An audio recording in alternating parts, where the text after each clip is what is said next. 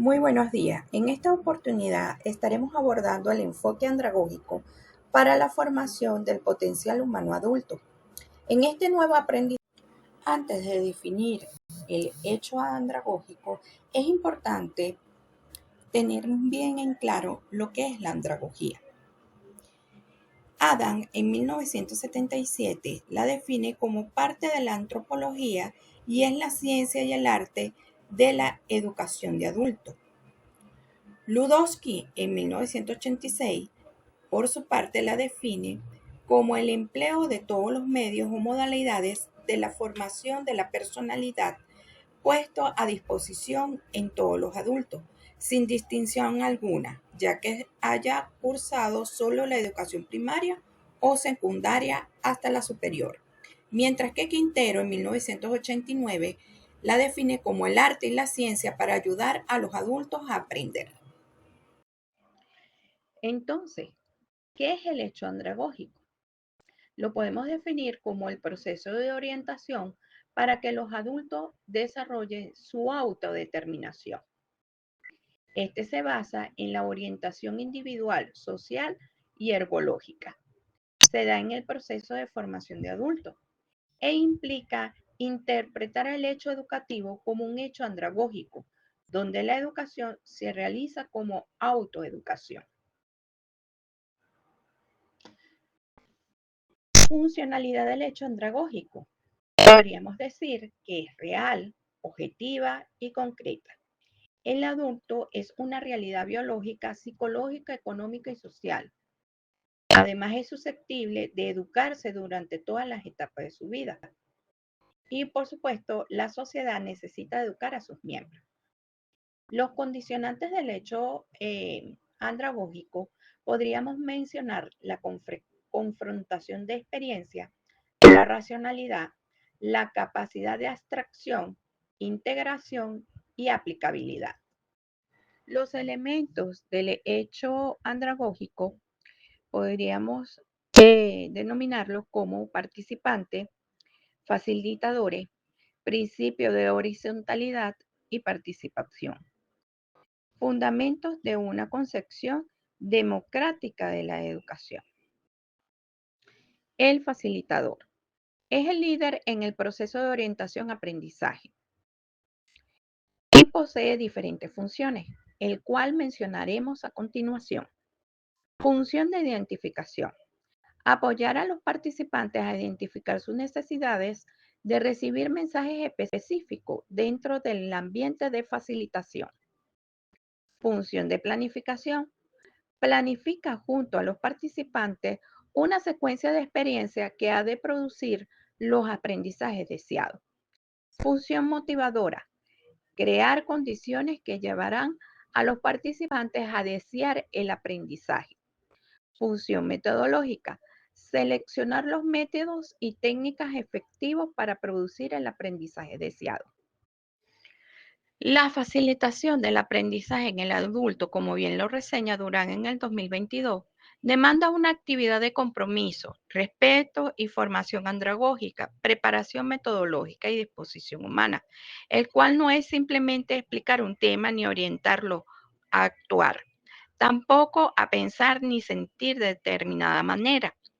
Su educación, atención y dedicación, acompañamiento y garantía van más allá de esas condiciones, porque es una persona adulta, pues dispone de experiencia, aprendizaje, vivencia y sentido común, habilidades y destrezas, metas, planes y sueños. Es decir, su necesidad enfoca a promover el desarrollo personal con el facilitar el impulso de las propias metas y valores, desarrollar al máximo las propias potencialidades, desarrollar habilidades sociales y comúnmente interpersonales, capacitar para la autorregulación al estudio, que exige un proceso facilitador del aprendizaje, mediado por un clima de confianza, sumamente motivador, que provee los medios necesarios para que el estudiante despliegue sus potencialidades. Esto significa que la educación de adultos debe desarrollarse por profesionales competentes. En ese modo, de aprendizaje y de esa manera se puede facilitar las competencias de dominio, capacidad, habilidad, destreza y experiencia para poder atender y responder a las necesidades e intereses que reclama una persona adulta en situación de aprendizaje. Buenas noches, mi nombre es Jesús y pertenezco al número 5, al grupo 5. En relación a esto, me toca exponer estrategia y técnica didáctica para una comunicación efectiva. Para eso tenemos que decir el concepto que estrategia didáctica no es más, es la forma como se debe expresar un profesor correctamente para que su mensaje llegue lo mejor positiva, de esa forma que el aprendizaje por parte del alumno se capte de la mejor forma. Una vez dicho esto, el siguiente paso es estrategia didáctica efectiva, planificar y organizar la información, partir de una idea central, partir también de una idea general, básica. A partir de esos conceptos, expandir la información a trabajar en base a grupos. Después de los grupos viene incentivar el trabajo, promover la retroalimentación. La esencia de la comunicación didáctica activa trata de que el alumnado capte la mejor forma de todo el mensaje que quiera expresar el profesor.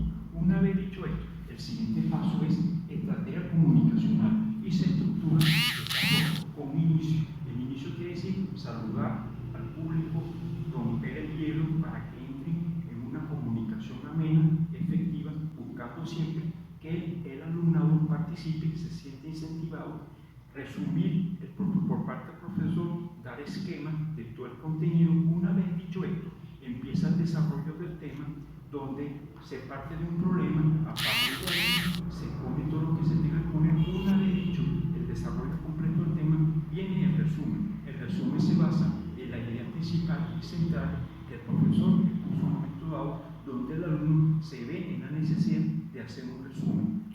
Una vez dicho eso, también viene el siguiente punto y por último, técnicas didácticas, que no es más las herramientas, métodos o procesos que utiliza el profesor para que la enseñanza sea efectiva y llegue de la mejor forma. Para eso, el profesor tiene muchas herramientas o métodos, pero en nuestro caso, en nuestro tema, nos vamos a enfocar específicamente a las supernotas y los mapas conceptuales. Las supernotas se basan en ideas principales, concretas, con palabras clave, que inclusive se pueden encerrar en círculos geométricos o cualquier otra figura, con la idea de resaltar lo más importante en una forma secuencial, y el alumno lo tiene que captar así. Por último paso, tenemos los mapas conceptuales, que son figuras en las cuales también se tiene que resaltar lo más importante de una forma secuencial para que el alumnado se vea incentivado y agarrar con mejor precisión los contenidos principales. Eso ha sido todo por hoy. Buenas noches.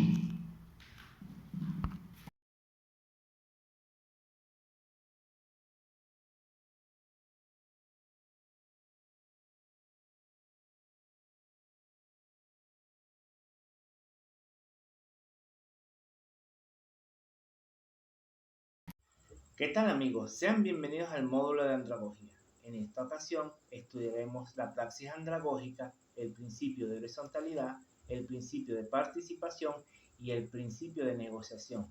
También haremos nuestras experiencias a nivel laboral. Todo eso en lo que consiste la praxis de la formación del adulto en el proceso de enseñanza y capacitación. Mi nombre es Fidel Gómez y no. La praxis andragógica para facilitar el proceso de orientación y aprendizaje se apoya en estrategias adecuadas a la educación del adulto, tomando en cuenta los principios de horizontalidad, participación y negociación. De allí que el facilitador del aprendizaje al adulto o participante deba conocer de las ciencias andragógicas para servir de mediador a una formación integral, que le permita verlo como un ser multidimensional que requiere de ambientes y oportunidades para crecer en todos los sentidos. Es por ello que el docente, como formador activo y agente de cambio, debe considerar en su praxis educativa agudizar su visión sobre cómo enseñar.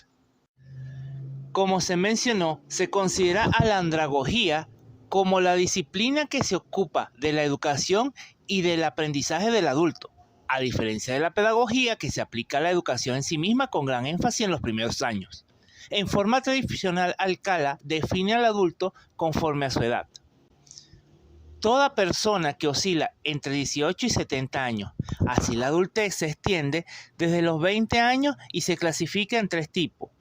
La edad adulta temprana, 20 a 40 años. La edad adulta intermedia, 40 a 65 años. Y la edad adulta tardía, después de los 65 años de edad.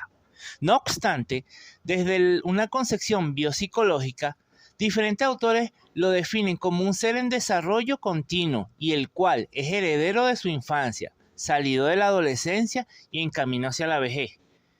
Continúa buscando la plenitud de sus facultades como ser humano. De acuerdo a lo planteado anteriormente, la edad adulta define a la persona como un ser autónomo de su propio ritmo de aprendizaje, ya que se toma en consideración su conocimiento en relación a lo pautado en clase y se construye desde su perspectiva el conocimiento final, tomando en cuenta todas las variables del entorno. Por tanto, la andragogía se fundamenta según Adam en los siguientes principios. La horizontalidad es una relación entre iguales, una relación compartida de actitudes, de responsabilidades y de compromiso hacia los logros y resultados exitosos. Asimismo, señala 2 características básicas, las cuales son cualitativas y cuantitativas. De acuerdo con lo anterior, cuando el adulto descubre de que es capaz de manejar su aprendizaje como lo hace con otras actividades, se siente motivado para continuar el proceso. Es allí donde se pone en juego el concepto de sí mismo, al ser capaz de autodirigirse, autocontrolarse, porque su madurez psicológica y su experiencia están a la par de la madurez y la experiencia del facilitador del proceso de aprendizaje. Principio de flexibilidad. Es el proceso en el cual los contenidos son relacionados de un modo no arbitrario y sustancial por parte del docente, es decir, no aplicarlos al pie de la letra, ya que en las ideas se van relacionando posteriormente con algún aspecto existente y específicamente relevante de la estructura cognitiva del alumno. En este contexto, el desempeño que ejerce el docente es fundamental en esta fase, debido a que las técnicas, las estrategias y herramientas que utilice para que la transmisión del conocimiento sea flexible hacia sus estudiantes. El principio de negociación es necesario debido a que el estudiante no solamente es un simple receptor, sino que es capaz de interactuar con sus compañeros para intercambiar experiencias y mejorar la asimilación del conocimiento. Cuando la participación se involucra en su proceso de aprendizaje, forma parte activa de ese proceso.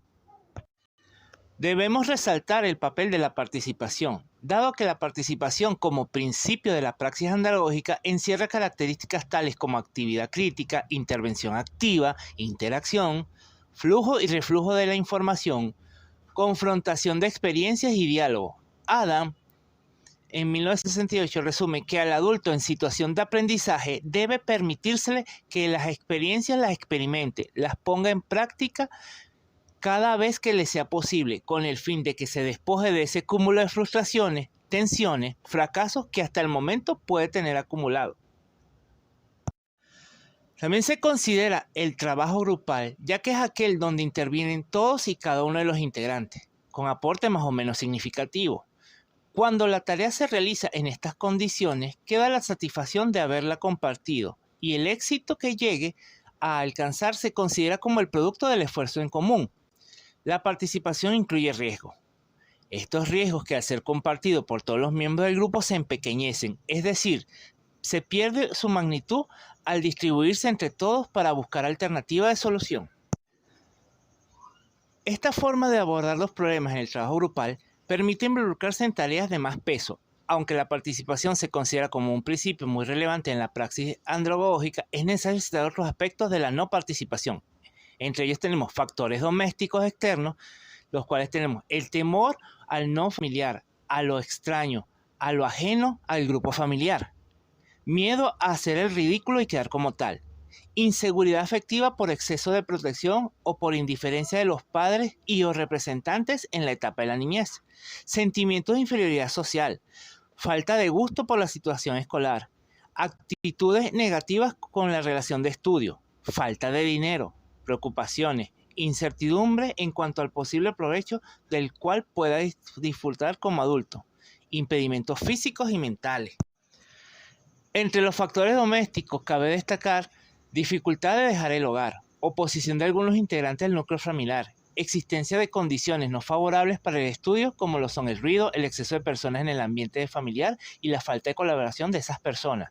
Entre los factores externos vale la pena citar el trabajo de grupo con cambio de horario que lo interrumpa, cansancio por el trabajo realizado durante el día o la noche, carencia de medios de transporte que permitan la movilización a tiempo para cumplir con el trabajo y o compromisos de estudio. Ahora bien, desde el enfoque laboral, la praxis andrológica debe ser clave en un proceso educativo, sobre todo desde la etapa adulta del ser humano, 18 a 75 años. Ya que de ejemplo, tengo algunos alumnos universitarios que tienen la edad de mi madre y que se reincorporan a la academia en esta etapa de su vida, al ya tener ellos con mejores condiciones que la que tuvieron en su adultez temprana. Debo reconocer que veo en ellos sus temores y sus inquietudes. No es tanto al miedo a la equivocación a lo que ellos más le temen, sino al rechazo social que perciben es producto de la diferencia de edades.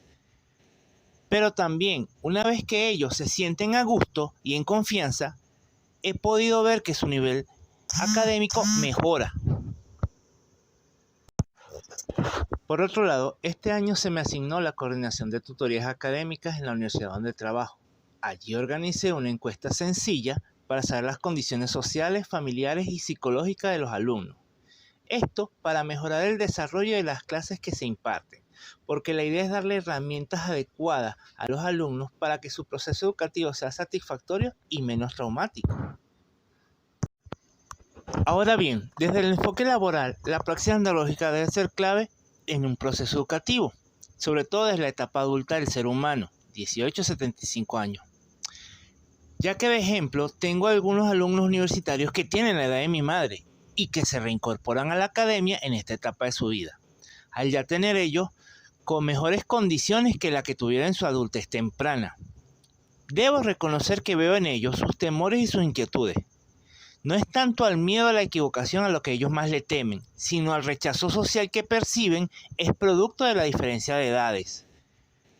Pero también, una vez que ellos se sienten a gusto y en confianza, he podido ver que su nivel académico mejora.